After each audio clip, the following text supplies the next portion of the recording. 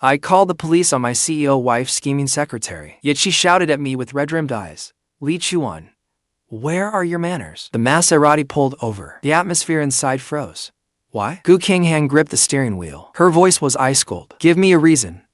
What are you making a scene about now?" Looking at Qinghan, I suddenly found it almost amusing. I rolled down the window. I pointed through the rearview mirror at the car that had been secretly following us. "I bet someone will come looking you in under 10 seconds. Certain of it, I started counting down. Before I could reach 10, a figure had already stepped out of the Porsche behind us. The man came over, his eyes red. "Chuan, I really didn't mean to today. I only asked to get some clothes because I had to accompany Qinghan to the banquet. I truly didn't know you were home asleep, and I never expected you to mistake me for a thief and call the police. In the end, this is my fault. Please don't fight with Qinghan over this. I'm begging you, if you're really upset." The man grabbed my hand and raised it toward his own face.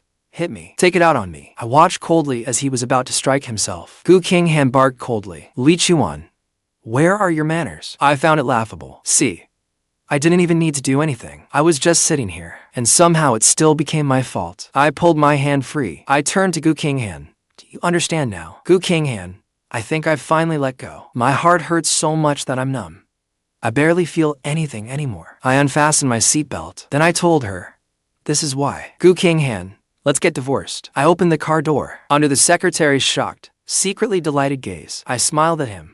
"Congratulations. You've spent years forcing your way into Qinghan's life and mine. You've finally gotten what you wanted. I don't want Qinghan anymore."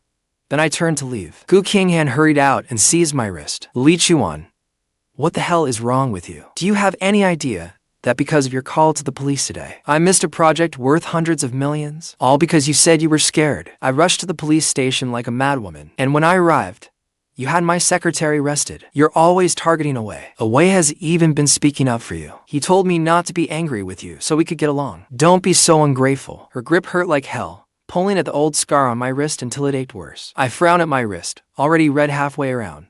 "Let go." I forcefully shook off Qinghan's hand. Rubbing my aching wrist, I raised my hand and slapped Qinghan across the face. "Qinghan, I've had enough of you two." Qinghan and I had been together for 10 years. We'd fought, argued, and given each other the cold shoulder. But never had I, as I did now, humiliated Qinghan in front of an outsider. But I didn't care anymore. I looked Qinghan in the eye and got straight to the point. I told her, "When I was hospitalized with a high fever, you were with your secretary rescuing every stray cat and dog. When my car was rear-ended, you were stargazing with your secretary. Whenever something happened to me, you always chose your secretary." I stared at Qinghan. "You gave your secretary the passcode to our home. After I took my medicine and was about to sleep, you let your secretary barge into our bedroom to get your things. After I called the police, you never once cared how I was. You only wanted me to sign a letter of forgiveness." Qinghan, we're finished for good. In my fury, I could no longer control my expression. The composure I'd fought to maintain completely shattered. Qinghan's expression shifted slightly. Then, guilty,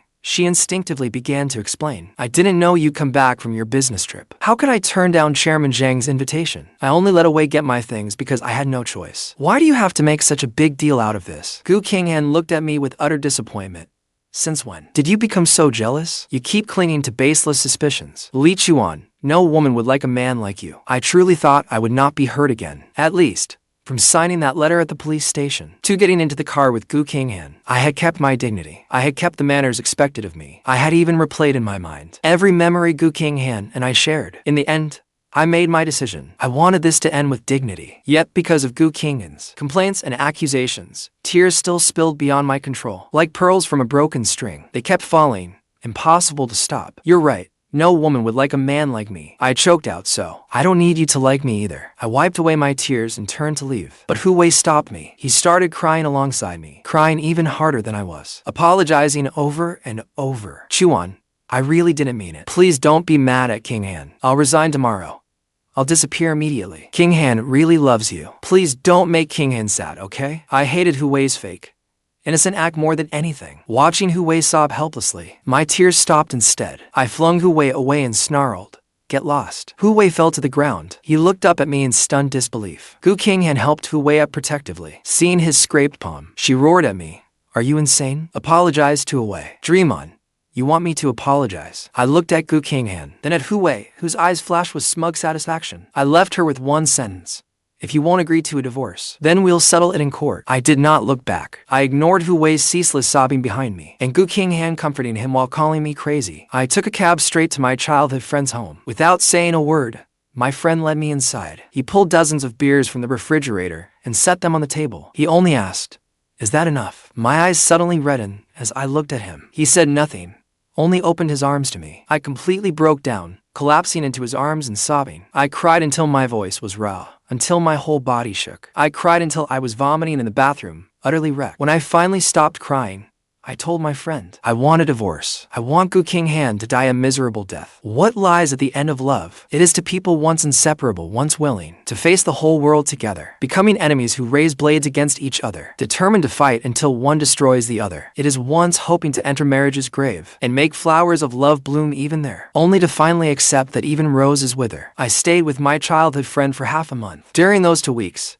Hu Wei updated his social media every day. Every single post contained traces of Qinghan. There is a moon in the sky, and I have my star. The post included a selfie of Hu Wei with, in the corner, Qinghan's back as she took a call before the floor-to-ceiling windows. Stars always shine, and I will chase the light. The photo showed the star ring on Hu Wei's hand, casting a halo beneath the lights, and a pair of long, elegant hands. They belonged to Qinghan. In another picture, Hu Wei beamed in first class, beside Qinghan's sleeping profile. Each post made my friend practically jump out of his skin. Pointing at Hu Wei's post, he cursed, "That shameless bastard. Is Qinghan blind? She can't see that Hu Wei is clearly after her." My friend was furious, which only made me seem calmer by comparison. It seemed I was finally emerging from the withdrawal. In response to my friend's rage, I merely remarked, "Qinghan knows exactly what she's doing." My friend sat beside me, and she still calls it innocent. In Qinghan's eyes, as long as they had not ended up in bed, they were innocent. After all, she always believed she had not cheated. Qinghan believed she had held that line. So, whenever I got jealous, she always said,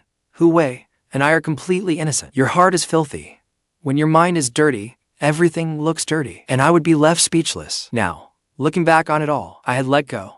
I reminded my friend, the movers are almost here. Qinghan and I are getting divorced.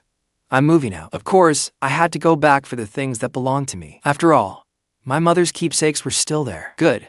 I'm glad you've come to your senses. My friend followed me home and waited outside the door. Looking through Hu Wei's post, I knew Qinghan was away on a business trip. I thought I wouldn't have to see her, but I never expected that.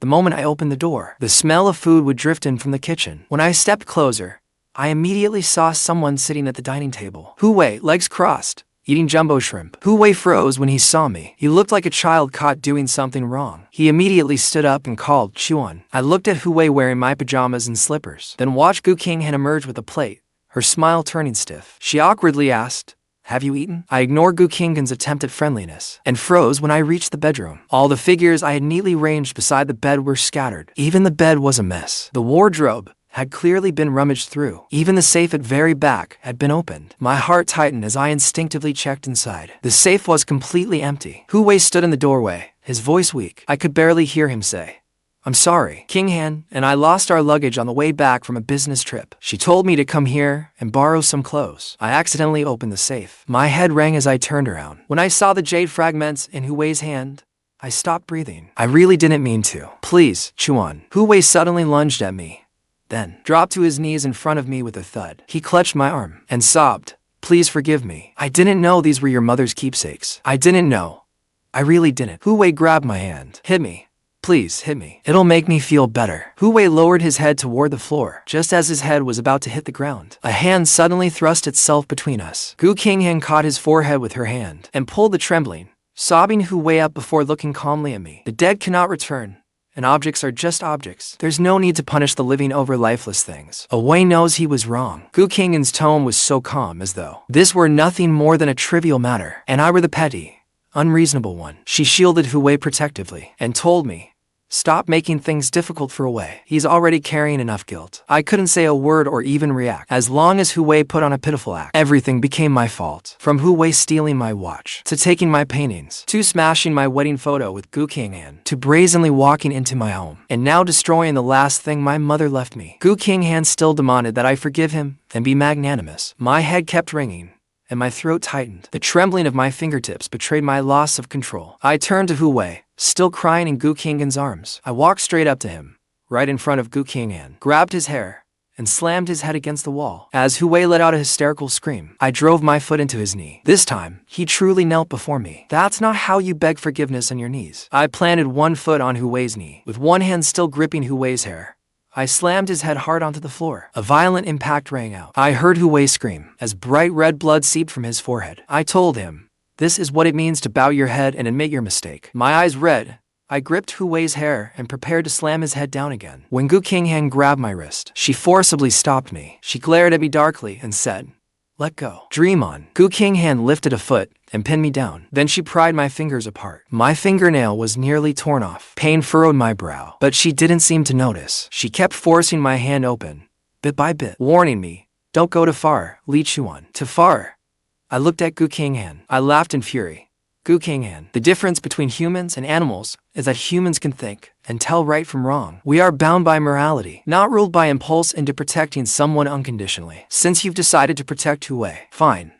I ignored the nail being torn off and watched blood run from my fingertip. As Gu Qinghan froze, I endured the agony shooting through my entire hand and raked my nails violently across Hu Wei's face. My nail snapped completely off, and the face Hu Wei flaunted every day in dozens of social media posts was ruined with it. Hu Wei completely broke down. I laughed out loud.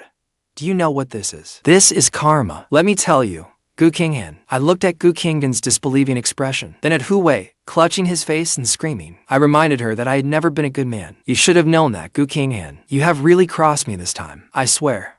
If I don't destroy you completely, then I don't deserve the Li name. When my friend arrived, he first cursed in shock, then saw blood streaming from all 10 of my fingers. His expression turned cold as he cursed, you animals. He strode toward Gu Qinghan and slapped her across the head. The blow finally snapped Gu Qinghan out of it. She looked at my friend, then at me, and at the movers who had entered with him. She demanded, what exactly are you trying to do? I replied coldly, making room for your precious Wei. But now that I think about it, I looked at Hu Wei, still sitting on the floor and clutching his face, then laughed at Gu Qinghan, who looked ready to attack. No need anymore. From one of the movers, I took a wrench that had been meant for dismantling furniture. Instead, I smashed it into the wedding photo on the bedroom wall. The glass shattered across the floor. Just like my relationship with Gu Qinghan, it was reduced to nothing but broken pieces. I picked up the wrench and placed it before the mover.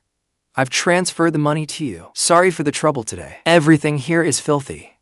None of it needs to be moved anymore. The mover was startled by me, but still asked, do you want me to call the police? Hu Wei, sitting on the floor, completely lost his composure. Why the hell would you call the police? He attacked me. If anyone's calling the police, it'll be me. Only then did my friend notice Hu Wei on the floor, his face covered in scratches. He let out a mocking laugh. Then he sneered without a shred of sympathy. Well, if it isn't our way, what happened? Done pretending to be pitiful. Showing your true colors now. Hu Wei glared at him resentfully. Then, wincing from the pain in his face, he turned to me. Chuan, I never wanted to compete with you for anything. Why are you targeting me like this? Don't you know how important a person's reputation is? How could you possibly not know that? Hu Wei launched into a tirade. Qinghan told me everything. You were molested before. You're filthy yourself. So you think everyone else is filthy too? Gu Qinghan shouted at him. Hu Wei. She snapped. You've crossed the line. I never thought I would live to see. Gu Qinghan actually reprimanded Hu Wei. In my experience, whenever Hu Wei was involved, he was always right, and I was always wrong. Even breathing was apparently my fault. I had thought Gu Qinghan was only caught in a moment of temptation. Perhaps, once she calmed down, she would realize that she had gone astray. Perhaps she would come back and admit she had been wrong. Perhaps I should wait for Gu Qinghan to return and apologize. Perhaps I should forgive her this once and give us both another chance. But I never imagined that my past trauma would come from Hu Wei's mouth. Much less that the past I could barely speak of would be told to Hu Wei by Gu Qinghan herself, so he could use it as a weapon against me. Yes, I suddenly laughed. I am filthy, aren't I? Back then, I offended people while trying to rescue Gu Qinghan after she was kidnapped and was locked in a basement all night. Who knew what I endured that entire night? No one knew. Yet people imagine I must have been defiled. They assume my escape without a scratch must have been by spreading my legs to please those men. I wasn't invulnerable. I had believed Gu Qinghan was on my side, that she would stand by me without hesitation. My heart still hurt. It hurt so badly I could barely breathe. Still, I looked at the panicked Gu Qinghan. So don't make me look down on you. I grabbed my friend and walked out. My friend kept cursing as we walked. Gu Qinghan hurried after us. Chuan, I really didn't, believe me. Gu Qinghan was nearly in tears. I never thought you were dirty. I really never did. Gu Qinghan reached for my arm, but I violently shook her off. I told Gu Qinghan, Wait for my court summons. When Gu Qinghan tried to follow again, my friend pointed at the person chasing after Gu Qinghan and cursed, "You bitch." I got into the car with my friend. He didn't ask where I wanted to go, and I gave him no destination. We drove around Nanchang for nearly 3 hours. I watched the familiar streets, the light reflected beneath street lamps, and remembered that year. My mother died saving me that night. I remembered another night,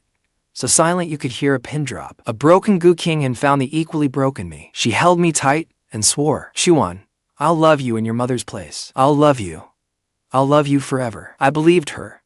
I used the vast inheritance my mother left me to put Gu Qinghan and me through school, to fund our further education, and to provide Gu Qinghan's startup capital. I stayed with Gu Qinghan as she built herself up from nothing. I watched her climb, step by step, to the top. I watched her rise from a struggling, innocent young woman to today's business darling. They say people love you most when they're broke. Once they have money, they become unfaithful. I refused to believe it. I wanted to take that gamble. I wanted to fight. I wanted to show everyone my choice wasn't wrong. Then reality slapped me hard across the face. Even if it was only emotional cheating, a wandering heart. Even if Gu Qinghan never crossed the line, her heart had stopped choosing me long ago. I should have cut my losses sooner. I told my friend, take me to a law firm. A friend of his was one of Nanchang's most famous lawyers, ruthless and decisive. After receiving all my documents, he quickly drew up a plan and worked through the night to prepare everything. That day, we went straight to Gu Corporation and announced that I was selling my shares. Highest bidder wins. The shareholders immediately panicked. Gu Corporation had come this far, and everyone knew it was because of the connections. My parents had left me. If they had relied on Gu Qinghan alone, they would have collapsed long ago. So, when I decided to pull my investment, Gu Qinghan had no choice but to attend the board meeting. She even brought Hu Wei, wrapped like a mummy, to face me. Chuan. Gu Qinghan looked exhausted, clearly having gotten no rest. She still smelled of hospital disinfectant, as though she'd rushed over from the hospital. How long are you going to keep this up? Have you considered what withdrawing will do to the company's future? Gu Qinghan tried to reason with me. What good will withdrawing do you? I only looked at Gu Qinghan coldly. I withdraw my investment, or we divorce. Choose one. The shareholders all turned to Gu Qinghan. If looks could kill, Gu Qinghan would have been riddled with arrows. Gu Qinghan, your family matters aren't really our business, but now they've reached the boardroom and affect the company's future. So we have to say something. What you do outside is none of our concern, but you can't drag us down with you. What do you even see in that little secretary of yours? Go win your husband back already, before you drag all of us to our graves with you. Exactly. I truly can't see what is so great about Hu Wei. He doesn't hold a candle to chew on in any way. Only you could be blind enough not to see it. Hu Wei's face was hidden, but his reddened eyes showed he was about to cry. I kindly warned him. Careful, if your face gets infected from crying, it'll be ruined for good. Hu Wei's eyes widened at once. He covered his mouth and couldn't even cry. I laughed. Hu Wei got angry, then resumed his fake innocent act. Chuan, I've already submitted my resignation. Qinghan said she doesn't want to lose you. You've won. You forced me out. You don't need to keep pretending. I only came to tell you that. Hu Wei's voice remained soft and fragile, as though I were the one bullying him. Hu Wei said, I could report you to the police for assault, but I endured it for Qinghan's sake. Don't go too far. What goes around comes around. Keep hurting people who truly care for you, and karma will find you. He actually dared to lecture me about karma. I almost laughed in rage, but good manners kept my sarcasm in check. Then I saw Gu Qinghan look at Hu Wei with aching tenderness before turning to me. I'm willing to return to our family. From now on, even my secretaries will be women. I won't say another word to anyone you dislike. Will that satisfy you now? What made Gu Qinghan think that everything I had done by this point was to force her back into our marriage? How did she have the nerve? My friend spoke for me and snapped. Oh, so you're coming back to the family? Then restore my buddy's keepsakes first. How does that saying go? Before someone makes a mistake, reason and emotion fight it out. Morality and shamelessness fight it out too. A decent woman knows how to restrain herself. What does that make you? You're an arrogant, self-important peacock, and you still think my buddy should stay put and keep circling around you? Get lost. I finally burst out laughing until tears nearly fell from my eyes. Then I slapped the divorce agreement onto the table. Sign it. Otherwise, looking at the shareholders' hungry faces, I'll sell my shares at a bargain price. No room for negotiation. I looked at Gu Qinghan's face, her anger suppressed to its limit. I showed no mercy. I only leave room for people who deserve it. Sign it. Before my patience ran out, I watched her sign the divorce papers. As I walked out of the meeting room, I could still hear those old men mocking Gu Qinghan. I could also hear Hu Wei tell her, barely able to contain his joy, even if the whole world turns its back on you, I'll protect you unwaveringly. Qinghan, I'll always stand by your side and fight the world for you. The first time 18-year-old Qinghan got into a fight was because people were spreading vicious rumors about me. They said I had been used by men, and that Qinghan was just a pathetic fool who took in another man's cast-off. It wasn't that I didn't care.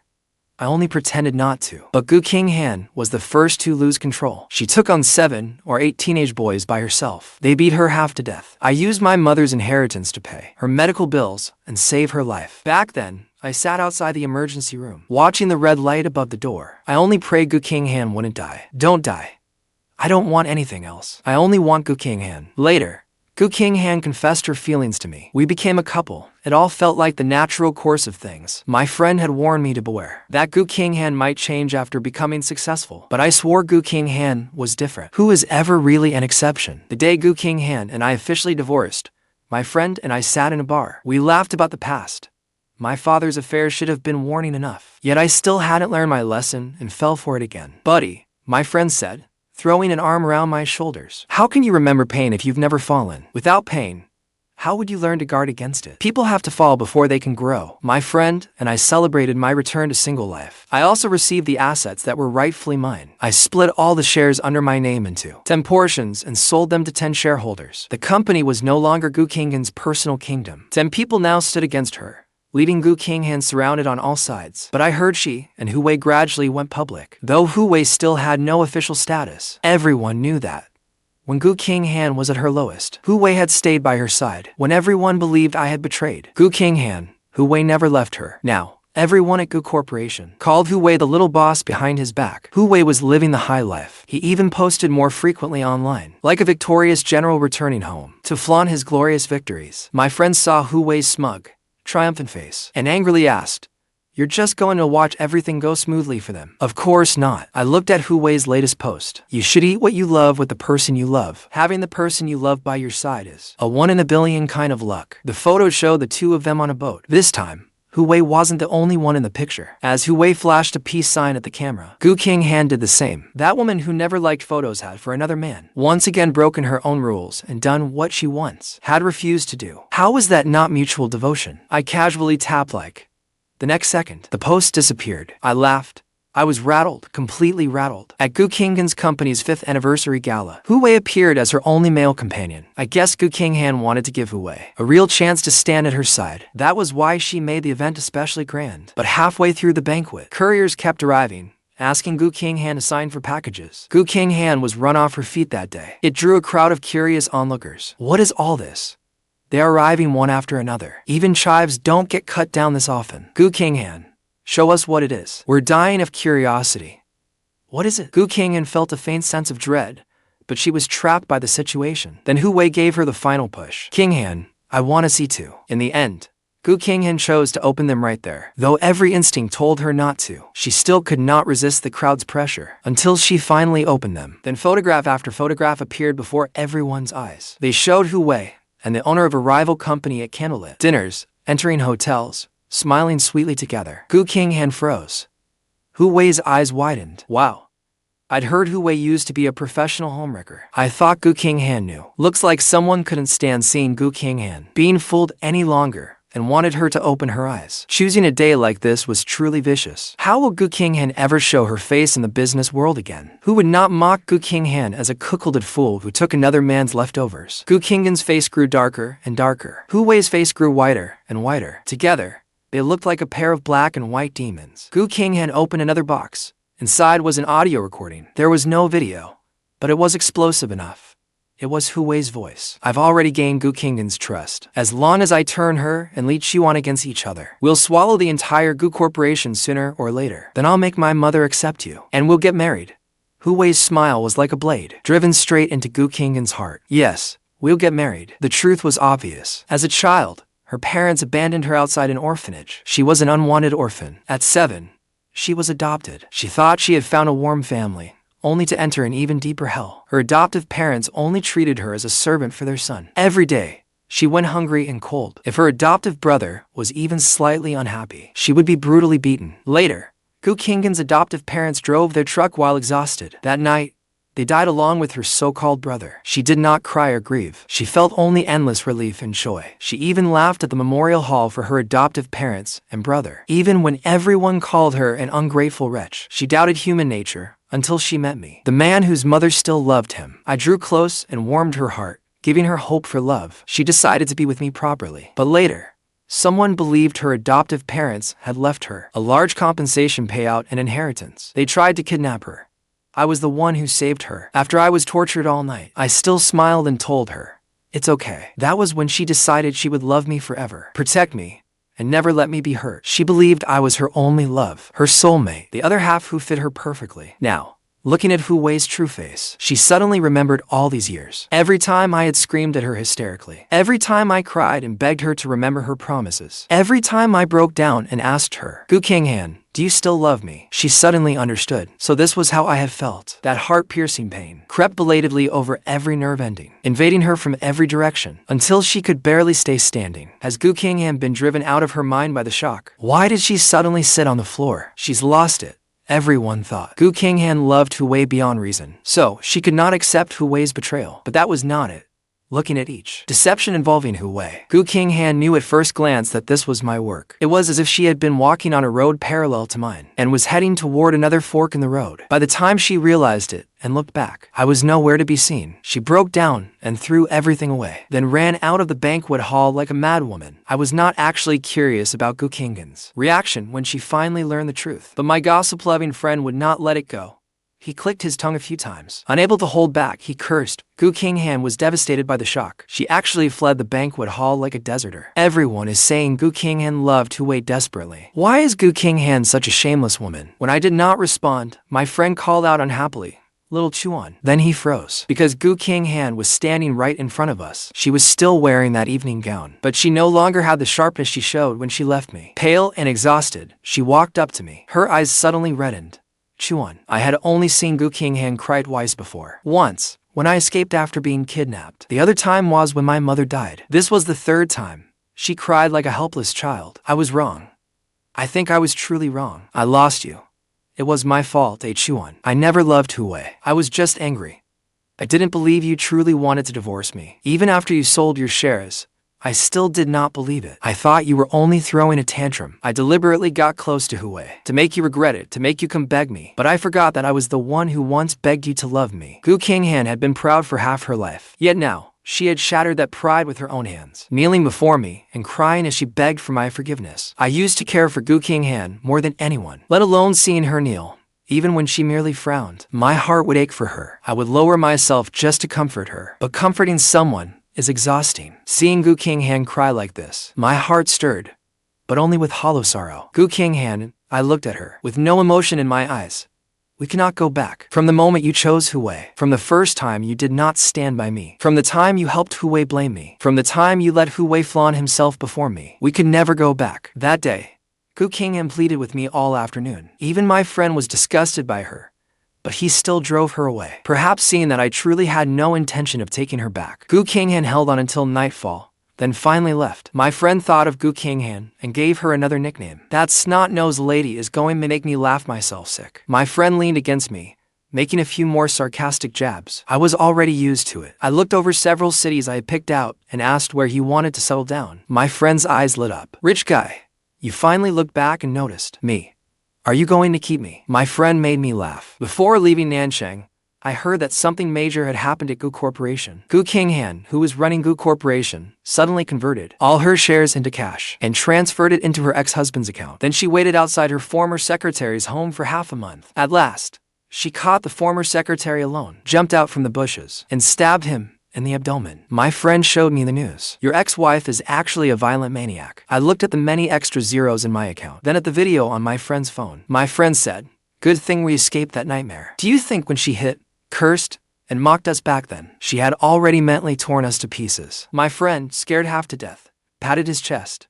At least we had escaped with our lives. A scheduled text message appeared.